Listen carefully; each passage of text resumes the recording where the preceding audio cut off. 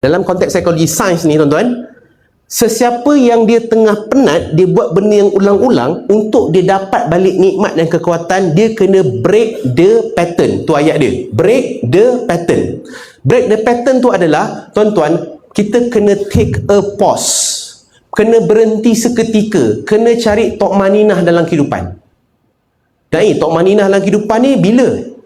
Sebab itulah tuan-tuan, Allah wajibkan salat, sebab solat itulah tokmaninah dalam kehidupan kita.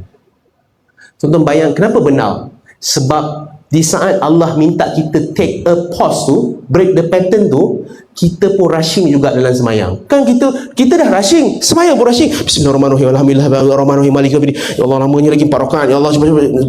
Rukuk pun cepat, iktidal pun cepat, sujud pun cepat. Tuan-tuan, bila kita nak pause macam tu? Tuan-tuan perasan tak? Dalam semayang pun ada tokmaninah. Rukuk dengan tokmaninah. Kenapa Allah letak macam tu tuan-tuan? Kerana Allah tahu kita ni banyak amanah. Kita ni banyak urusan nak kena buat. Dan dengan kita take a pause, dia akan bantu untuk kurangkan burn out, untuk kita teruskan tanggungjawab.